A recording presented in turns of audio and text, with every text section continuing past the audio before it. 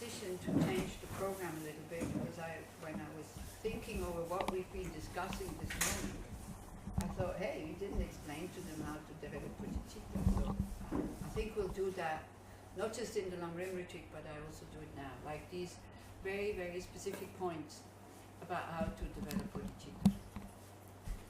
So again, don't forget where we came from seeing the Four Noble Truths.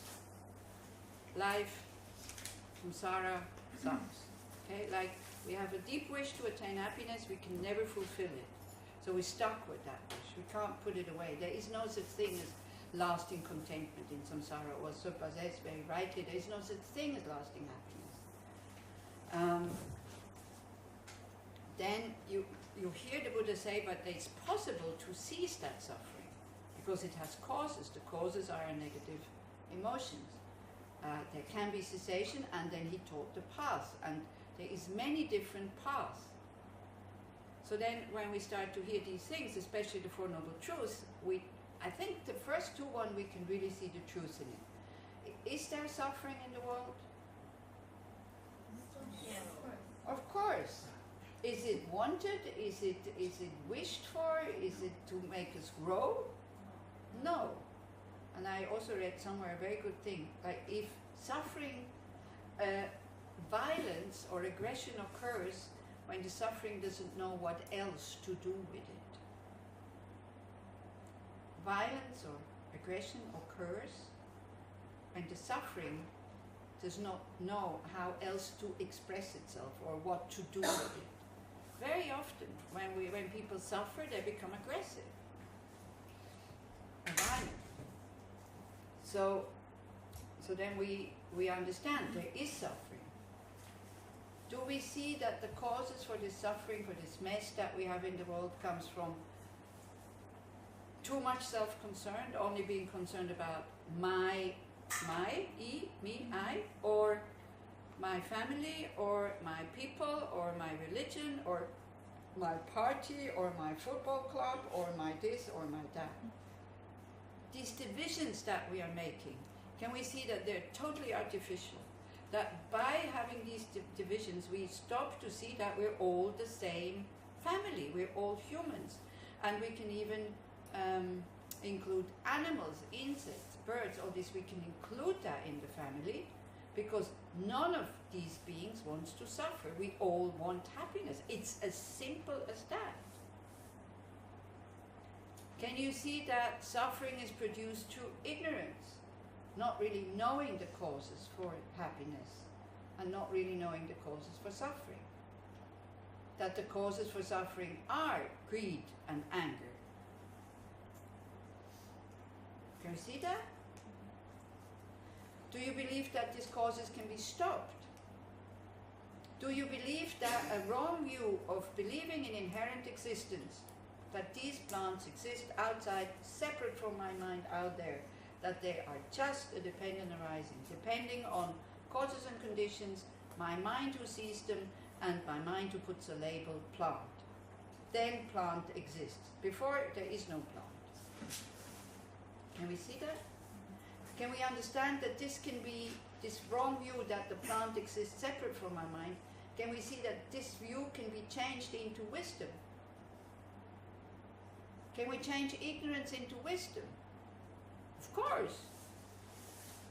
You don't need to do anything with the ignorance. You only need, if I'm ignorant of knowing that this lady, if I'm ignorant or a wrong view that whoever is sitting here is not Net, no, you are Net, I might. That is Mira, then it can be changed into wisdom that it is Netta. Wrong view, right view. Okay? Can we see that this can be done? But it has to be done through a certain path, through structure. Of course, with Netta it's easy. Somebody tells me and that's it. But the imprint that this is Mira is so deep, before I believe that this is Netta, I need to go through certain steps. Okay, this is how we approach these things. Okay, so we see these things. Then we have a wish to be, we follow that wish to be free from suffering. We follow that wish to be of help to others. We start to see that we don't have the capacity. So first we have to really look after ourselves. So looking after ourselves is we start to learn to be happy about what we have, precious human rebirth. In order to use it and not just to waste it, precious human rebirth is like an unlimited Visa card. If you have this Visa card and you don't know what to use it for, you just hang it on the wall and you think, oh, so nice, you know, it looks, if I look from this side, it shines a little bit. And you're so fascinated by the looks of it and you never use it and your whole family dies of poverty. So this is the Buddha potential that in a precious human rebirth, when we have access to teachings, interest, teachers, inspiration, the whole thing, we can develop, we can use it, we can purify negative karma, and we can start to create merit so that the hindrances to Dharma practice are swept away. Because you see, the easier your life is, that can be a total hindrance to your spiritual practice, but it can also be a great help. When I started, started to be a nun, I had all the conditions present. I had enough money in the bank, I had nothing to, I had already left behind Switzerland, I was traveling, I knew I could live out of a suitcase. I only had to say yes, because all the conditions were there, but it's not as easy like that for everybody. So like that. But the easier it is, sometimes the easier it is to make the path, but it can also be a hindrance, because then you don't practice, because you say, well, I have everything I need, I'm happy, okay? So like this, so we have what we want, we have precious human rebirth, but there's impermanence and death. I don't know where I will end next time. So if I want to create a good rebirth, I have to start to do that now. I cannot wait until I die. So this is why we use that precious rebirth to increase in compassion and wisdom through this structured path. Then we study about karma, so that we start to take care of our actions. Before I knew about karma, I used to lie left and right, and there was kind of totally no caring, because it wasn't really harming, it was just telling lies, because sometimes, very often it was more convenient, and I never had any thought that, because everybody believed me, so I never had any thought that this would create negative karma or something. It's only when I read this, I thought, oi, I better stop. And then to change these habits, very, very difficult. So we think about karma, that we can shape our future, we can attain enlightenment if we start to take care of our actions now. If we start to take care of our actions now, in future lives we will have easier situations where there is not so much aggression coming up in us because we have to defend ourselves. And naturally we have everything, so there's not so much attachment also. Have a life or a mind that is pretty content. Then it's easier to work with the negative emotions. You see, working with negative emotions when they're very, very strong is dangerous, because they can totally go out of control. They might even increase. This is why I think, as a protection for the mind, the subconsciousness, when you start to meditate, you don't see all these negative sides that you have yet at the beginning. You think you're quite a good person. This is why when sometimes people describe themselves to me, and I know how they are, I go like, wow. But in general, it's new students.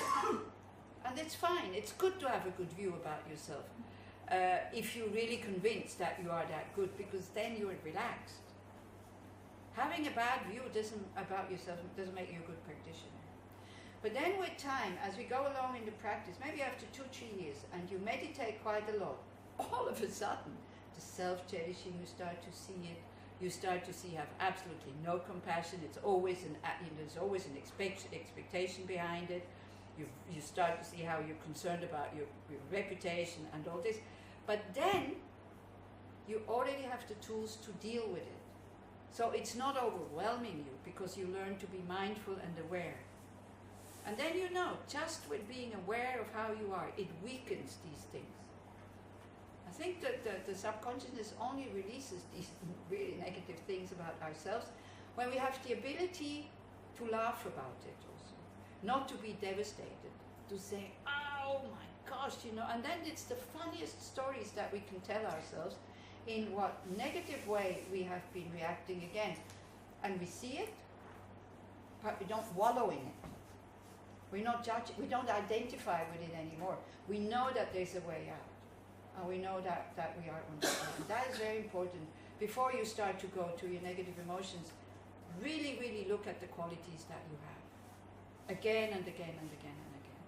The problem here is that I have to give you the whole path in like 2 days, you know, so these are steps that you are really making in your practice over years, appreciating the situation. It doesn't come like that. Knowing about impermanence and death doesn't come like that. Looking at karma, and then when the situation starts to calm down, then you can start with your to apply antidotes to these negative emotions. Because otherwise, you try to apply an antidote to negative emotions. It's like almost like pouring fuel onto the fire, because the ego doesn't want it.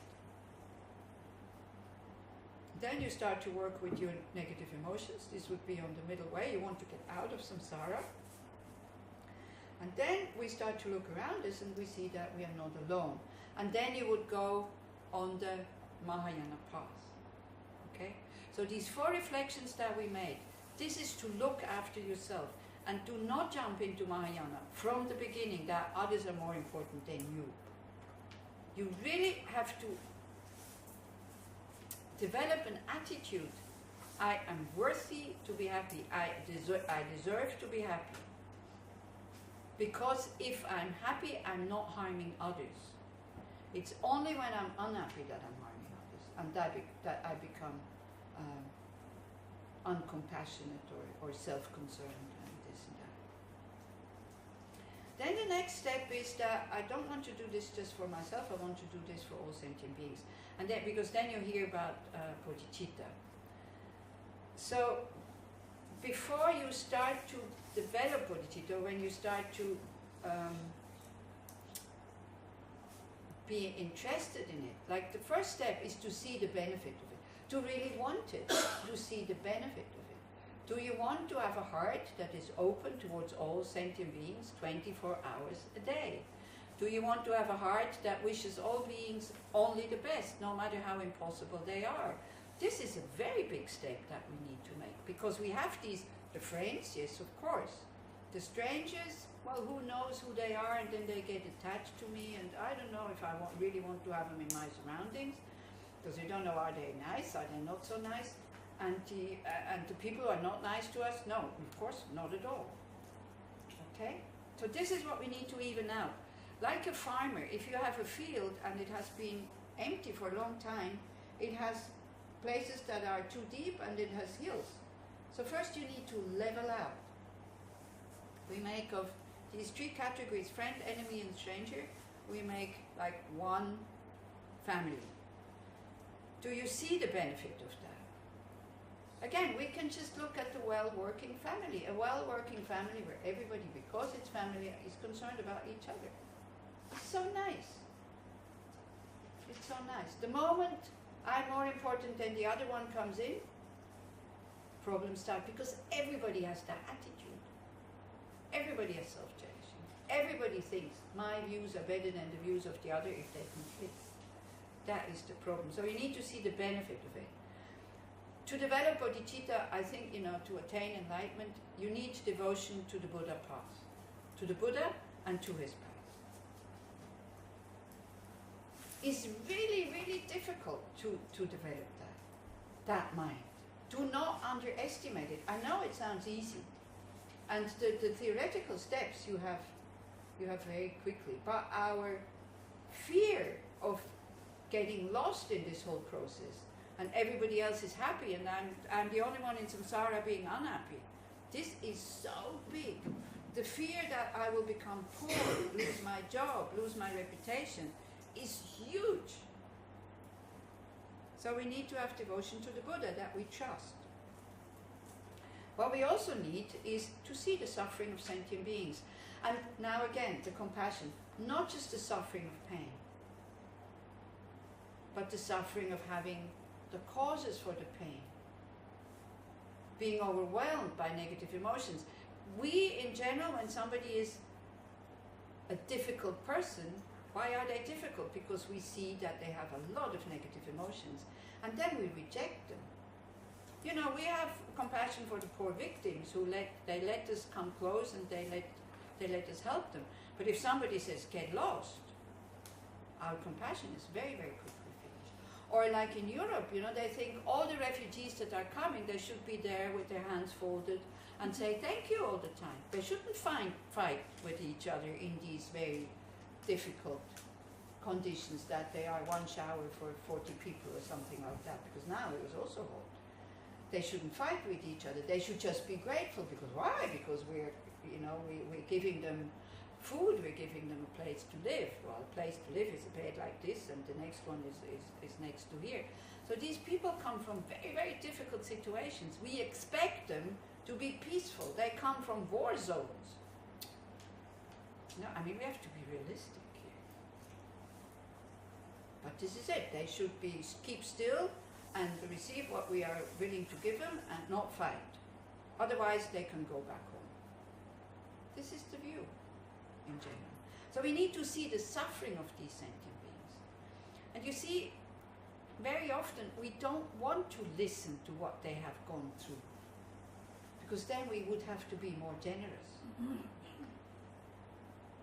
So we prefer to see them as, oh, maybe terrorists, oh, maybe aggressive, oh, maybe who knows. Why they became like this, we don't want to know. We only see the result of, as I said, if suffering doesn't know what to do with itself, it becomes aggression and violence. If these terrorists would have happy lives, they wouldn't be terrorists. Don't think so. So we have to see the suffering of sentient beings, and all sentient beings, not just the friends, but all sentient beings. And we need the inspiration of a spiritual master who live it, because it's so difficult to accomplish. As I said, this is what inspired me to enter Tibetan Buddhism, having contact with people who had been tortured, listening to them, how they spoke, how they were telling their stories without any hate. That was really impressive, because when I was young, I was always fighting for things, against the Vietnam War, for animal rights, against the nuclear plants, against this and for that, and smashing windows and screaming in the street, and hating my mother at the same time. It's only through Buddhism I saw how contradicting that is. I want world peace, and I can't have peace with my mom who gave me this body. What is this attitude? Yeah. But I thought I was doing something really good with this aggression, with this aggressive mind. I was also full of fear all the time. This is why I was aggressive, because very often behind aggression is fear. Yeah. If you're not afraid, you don't need your aggression to protect yourself. You use your wisdom. So to have the inspiration of a spiritual master who can guide you, who knows you, who doesn't give you tasks that are too big. Or sometimes, because you're so arrogant and you can think you can do everything, gives you a task that you can't fulfill, and then you have to go back and say, sorry, I couldn't do it. This sometimes also, that we see that it's okay to have limits. It's okay not to be perfect. It's okay not to be able to do anything. And then you have to have the fearlessness of bearing the hardships, by really knowing this will be difficult. You will have to give up on a lot of things. Usually the first thing you give up when you think about the happiness of others is window seats, be it on the bus, on the train, or on the plane. Because you take whatever seat is available. This is my practice. You see how small my bodhisattva practice is? I wait until everybody is on the train or in the bus. So I hardly ever have a window seat. Actually, no, the other day I had, the train was half empty. So these are the preconditions, what we need before. So when you hear about bodhicitta, when you hear that it's possible to develop this mind, and then there's two methods. Like the first method is seeing all beings as your mother, with this logic behind it. Do you understand that, the logic behind it? I know that some people are not nodding. Those who are not nodding, do you see the logic behind it? Okay. If it works better for you to see everyone as your children? No, because not everybody has a mother and not everybody has children. And it's, you know, it's to repay the kindness. Okay? not for developing caring. Yeah, to see what you have received in order to give it back. So from the children you don't really receive anything. Wow, you know, if you look at the repaying kindness of the children, you know how, look how we treat our parents sometimes. If we would treat our friends the way we treat our parents sometimes, they would not want us as their friends anymore. They would say, get lost. I don't want you as a friend anymore. As teenagers or even as grown-ups, with this, you know, like with no respect and ordering them around what they should do, thinking what's best for them and all that. They're your parents, they're not your children. They might behave like children when they're old, but they're not your children. Yeah? So if we would do that to our friends, that they wouldn't want to be friends with us anymore. Our parents never give us up. Never give us up. Just that attitude that your parents are maybe the only people in the world, and your master, who never has the slightest thought, may she suffer. Never, ever. Who always want your best. Just to appreciate that, no matter how deluded they are, even if they, you see, very often if it's parents and it's family, they make us suffer. But if you look behind, it's concern for you. They want to change you in a certain way. Of course it's not good. We don't want to be changed. Do you see what I mean? If a parent mistreats the child, it's not because he wants to mistreat the child. I don't think so, unless they're very sick. I mean, there's also, but it's not the norm yet with these things. So just to appreciate that, no matter how deluded they are, no matter what they want from me, but the concern for me, that I'm happy, it's always there. This is why the mother, because the children don't have that.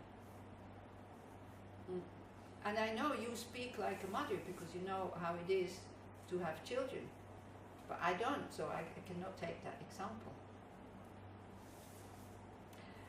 Seeing all beings as your mother, that step is incredibly difficult. But it can change your attitude, because just when my dad died and I was really attached to my father, and then I was in Budehìçিটা and I had a fly that was kind of flying around me, and I got annoyed, you know, like this. And then I thought, oh, this could be the consciousness of my dad. So then the attitude, I didn't start talking to him or say, hi Dad, how are you? But it was still a fly, but the attitude towards the fly was totally different. Because the concern for my father and the love for my father was already there. So then I took it out. I'm very careful and I wished it all the best. This is what it's meant with this, all beings at one point have been your mom, so that we start to care. So how can we start to care? By remembering their kindness. This is the second step. So you have to go through these very unpleasant meditations of thinking of you as a baby when mommy came running and she was feeding me. When I was small, she was feeding and clothing me and washing me, otherwise I wouldn't be alive. But when from 8 onwards, I think this is where she went on holiday. Dad wasn't home. My brother, me and the dog, we were alone. We had a great life. The advantage of it, I became very independent. So, and I can be alone also. I have no problems being alone. So that's the advantage. So there's also advantages to that. So this is what we do with these meditations. We always try to see the good side of it and not to see the negative side.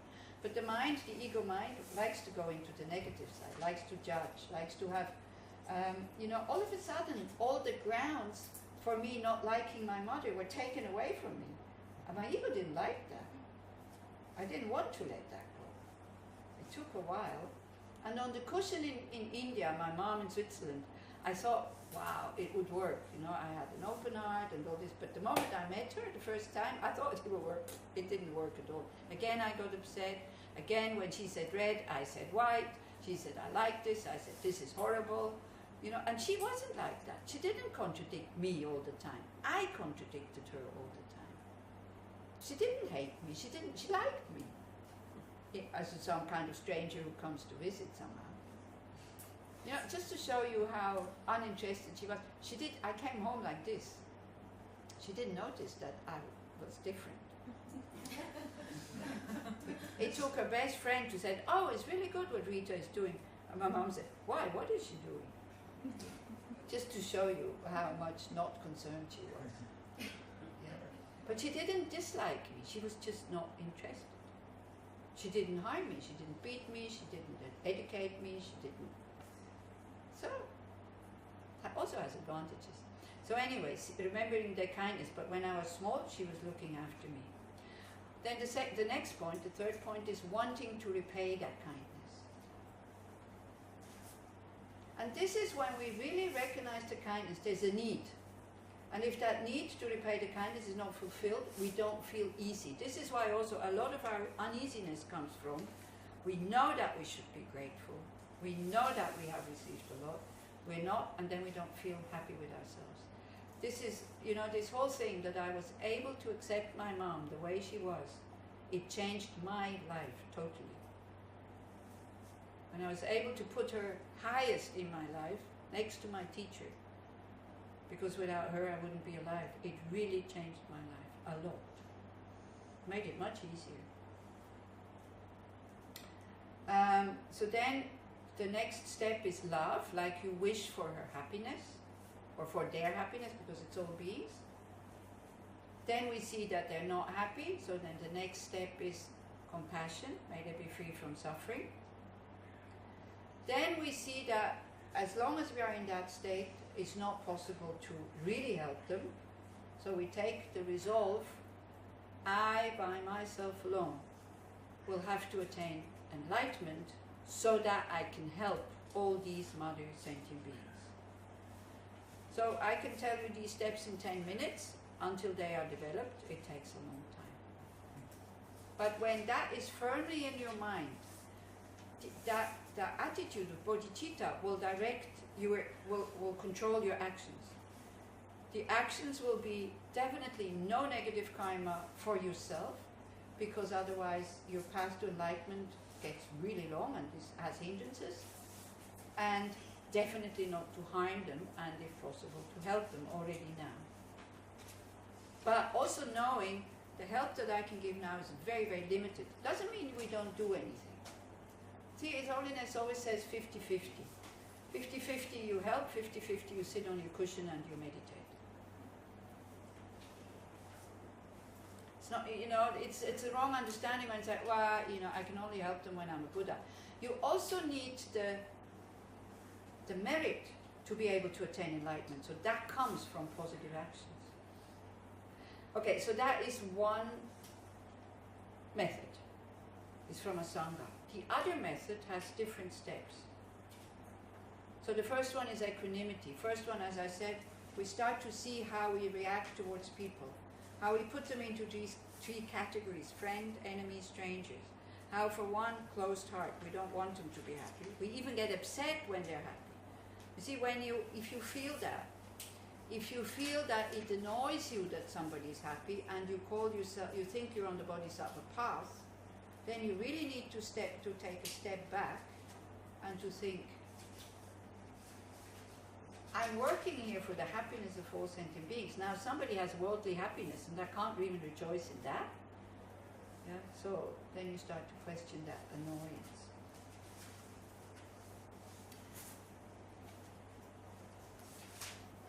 And here again, if you make progress with that step, to see all sentient beings as equal in wanting happiness, equal in not wanting suffering.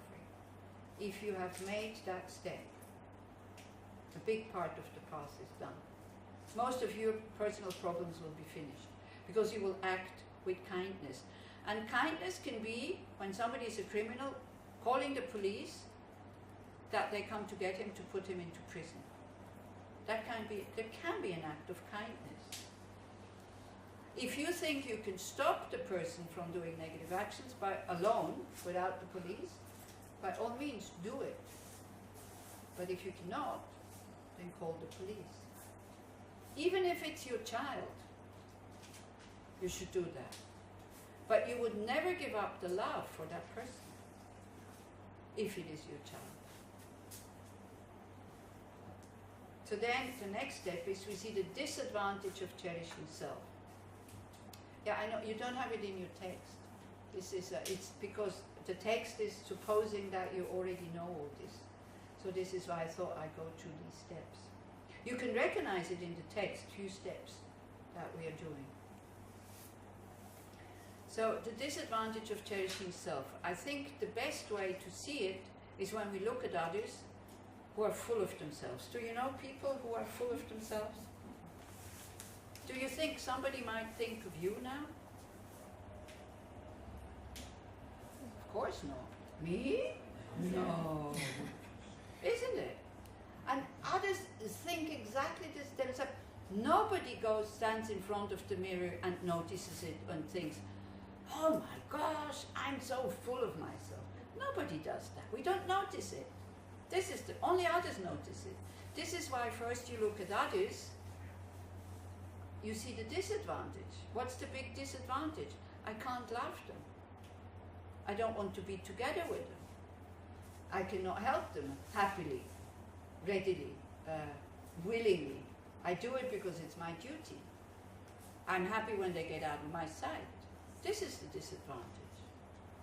So if we look what we really, really want, we want to be accepted, we want to have a good connection with others, we want harmony, we want peace. The self-cherishing destroys it all. Because why? Because the other people cannot relate to it. They cannot give us what we want. Because why? Because their self-cherishing gets in the way. They say, why should I always be the one who's doing all the work? Why should I always be the one who gives in? Lama Zopa Rinpoche, he said at one point, in a couple, if one is flexible, that's enough. But we feel the friar when we are always flexible, unfortunately. We could think, good thing I'm so flexible. I suffer much less than the other person. But we think they don't deserve to have all the time the best. Give it to them, they need it. And if they again and again and again and again get the best, at one point they might understand that this always getting the best is not giving what they want, contentment. It only gives them a want for more. But they have to discover that themselves. With children you can help them by explaining a little bit. But with grown-ups, there's no way you can explain. But we can learn that, and then we start to look at our own mind, who always also wants to get the best. Isn't it? And then we see, oh, I'm exactly like others. I'm the same. You know, we're polite and this and that, but we like to get the best. And when we plan to get the best, maybe in the Moadon, like there's this cake, and we plan to eat it in the next break, and we come up, oh, it's all gone. This is how small we start to see also the expectations that we have. For me, only the best. So, only the best, there's very few of the best. Second, third, fourth, but there's many of those. Being number one, only one can be number one. Being number two, everybody can be number two because nobody cares anymore about number 2, 3, 4, 5. Do you see what I mean? So you start to settle for number 2. And it takes a long time for you to be happy with being number 2. But then you're so relaxed because it's so easy to be number 2. It's so easy to be the friar. No need to, especially in this country, no need to fight. You give what they want, that's it. Bodhicitta and mind training, some of you know already the expression, is about to become, you learn to be a happy friar. You think friars are not happy. Friars can be very happy if they do it voluntarily as a practice. If you are forced to be the friar, then you're not happy. But if you say, how many times you played with your small children and you let them win? How many times? All the Most of the time. Why? Do you feel like a friar? No. You're happy when they're happy. This is the mind of a happy friar. These people need these things. So give them what they want. You know, when you're, for example, your grandparents or your parents when you're young, and you come to Friday dinner and they really don't like your broken jeans, because also I see these people sometimes and I think, why are they paying money for these torn clothes? Can somebody tell me if the young people, what is so fascinating about having holes in clothes? Gives you the rock and roll style. Huh? Gives you the rock and roll wild style. We had rock and roll more than you had. We didn't have holes in our clothes, did we? Not like that. We, at least we didn't pay money for it. You know. There was something There were with other put. things. Yeah, we put things or whatever. I really. So if, let's say, your parents really don't like it, or your grandparents, then don't put them on. Why? What do you want to prove with putting a piece of clothes on that you know exactly will totally spoil the dinner? Why? If they don't like that hairdo, then put it up or down or wherever. You know? Try to see that self-cherishing mind. That I want this. I have a right to wear these torn clothes. Yeah, of course you have a right. Wear them at home. Why do other people need to see it? If you like them so much, just stand in front of the mirror and look at yourself. I mean, the way these people like take us by the nose and we buy everything they tell us that we should buy is like, it's really amazing. Yeah. But anyway, so the advantage of cherishing self. We start to give in. We start to be the friar. It's so funny. So many people, they do try to practice this here. Yeah, in Switzerland, nobody knows what the friar is. So, so then sometimes they call me or they write me emails and say, you know, I really tried, but I didn't succeed. But it's okay, at least they tried. And it doesn't mean that you let everybody walk over you, but you try to find a gentler way, at least you try. And you don't give up too quickly. Very often we see that with kindness and with a gentle way, the doors opened. Like, I can't remember who said, she was going, I think, to the tax office, and she really made a special effort to be kind, and to be gentle, and to be patient. And the person who was, it was in Circus Place, and the person who was sitting there, because she was expecting, when you go, people who come to the tax office, they already come, you know, so she was already there like this. Then she felt the kindness and the patience of that person. She said, she was so helpful. And I think you have made similar experiences, because you say, no, you don't have to fight in this country for things. So it depends on your attitude. You see, many people in this country come very aggressively, want something. So then before they even start to talk, the other one already shuts down and also gets defensive. So sometimes they don't even see your kindness, but sometimes it really seeps through. I think I told you the thing in the train station, no?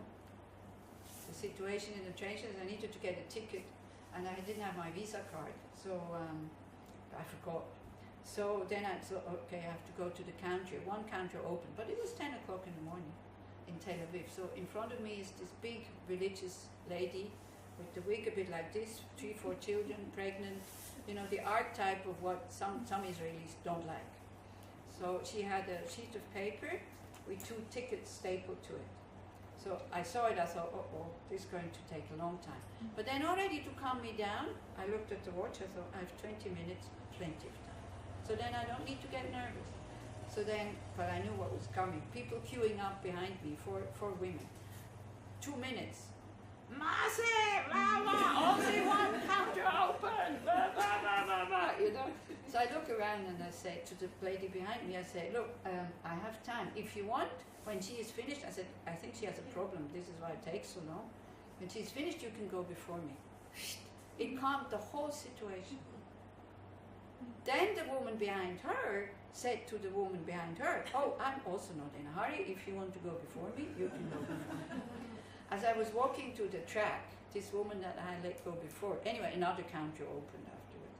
So as she was, she saw me and she said, wow, you're so kind. And I said, no, I did the most normal thing in the world. You are in a hurry. She wasn't in a hurry. You're in a hurry. I'm not in a hurry. I let you go first. I said, it's so simple. And she went, oh. And then she said, what train are you taking? So I said, oh, you know there's an earlier one. I said, I don't need the earlier one. I have time. Why are we so stressed? Why can we not be kind? Because we don't have time to be kind. Try to make more time in your life. Free time. Not holiday time. Free time. But we fill our time with plans. You know, the holidays are filled with plans. If you look, people coming here to sort of, bikes are on the cars and this is on the car, and so they, instead of just coming here to relax, they're full of activity also. Why? You know why? Because we are afraid of looking at the mind. Because when you have nothing to do, then we start to see how we are. When the mind is not outside, all of a sudden inside, then we start to see what is bothering us. So that's why we fill our time with activity also. Very, very often. No, I need to finish with that, otherwise I don't even finish that either. Do you see the disadvantage of cherishing self? Self-centeredness. All the suffering comes from that. Why? Because when you act out of the mind of self-centeredness, you create negative karma. Because you're not concerned about the happiness of others. They get angry at you, they give it back to you. That's why. And also, every time this ego is up, you're unhappy. It makes you feel uncomfortable. This stupid ego, this overimposed ego that we have, it always jumps in when we definitely don't need it, or when it's not helpful. When the situation is already difficult, it comes in and sits at the throat, and then you can't really talk properly. And you get old, you have too much energy, and you get old, you say things that you would never say if here there would be space, and here there would be space. It always comes with kind of advice that is definitely not helpful. See, we have many egos, but they're all mental states, they're not really an ego. There's a mental state who says, calm down. The other person is nervous, they're aggressive, calm down. But no, the ego, this self-existent ego, give it back. I didn't start it, they started it. Just for that, when you get out of your rooms, please get out of your rooms as if you would be the person that has to clean and put on the new sheets, with that attitude, okay? Yeah, take off the sheets, put the garbage out, make as much possible order and clean so that it's easy for the people who come to clean. This is what I'm saying. Get out of it as if you would have to come tonight or tomorrow and you are the cleaning lady. Okay? Thank you. That's also an act of not self-cherishing. I mean, if you look how you leave your hotel room and how you leave your house when you leave, some people tell me it's the same, but it's usually young people. Usually it's not the same. So we can make it a habit. This is how small you start with your bodhicitta. And then it becomes habit, and then you do it happily. Even you will never see that cleaning lady. Even she will never know that it is us or it's you. You know? But we do it out of kindness, because we have time. Then we look at the advantage of cherishing others. So we start to look at people, again, who are big people, who give their time, who give their kindness, who have no agenda. People like, do you know somebody like this also? People, when you need them, they're there for you, but they're not making a big fuss about it. They're not expecting anything back. You say, thank you, they go, oh, it's okay, don't worry. You know people like that? Do they strike you as unhappy friars? Because every time they give you what you want? No. Do they look to be happy? Yeah. Because they want to be. Some people say they're naturally like this. They're not naturally like this. They've been born like this because they practiced these things in past life. Not necessarily through Buddhism, also through Christianity.